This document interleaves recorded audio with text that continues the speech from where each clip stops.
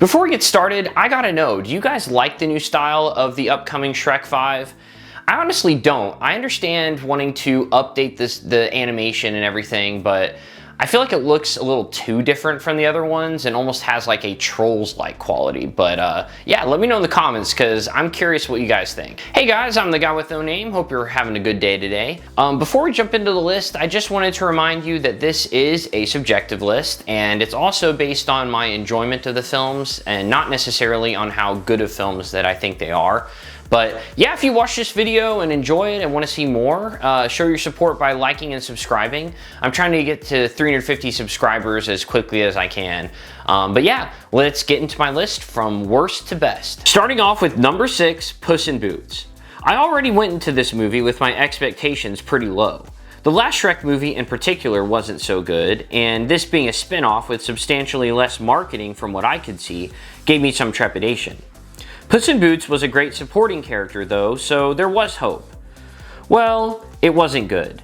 I wasn't a fan of Humpty Dumpty, none of the jokes made me laugh very much, I remember being bored in parts of it, and in the end, it really didn't justify its existence to me. Number 5, Shrek the Final Chapter. Or is it Shrek Forever After? Trying to find the actual title is confusing for whatever reason. I still remember my first feeling in the theater when the end credits started rolling. Disappointment. I felt Shrek the Third was disappointing, but this movie showed me what the real definition of that word is. For starters, when you boil down the story, it's really too simple and has been done many times before and done better. Like the first Puss in Boots film, this movie wasn't that funny aside from Fat Puss in Boots, which was admittedly hilarious, but it just felt very unsatisfying. 4. Shrek the Third. As I mentioned earlier, I at first disliked this film quite a bit. But as it's aged, I've learned to appreciate it more. Whether it's because the fourth Shrek made me realize I was too harsh with Shrek the Third, or just me learning to appreciate what it does right more, I now actually consider this a decent installment.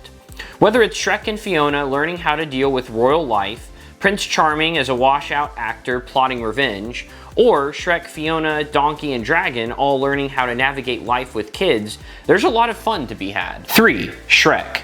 Just so you know, my top 3 are super close together, but I had to put the original here, no disrespect intended. While DreamWorks Animation had modest success with films like Prince of Egypt and Chicken Run, the critical and box office reception of Shrek put them on the map and established them as strong competition with Disney and Pixar. It's funny thinking back to my first time experiencing Shrek.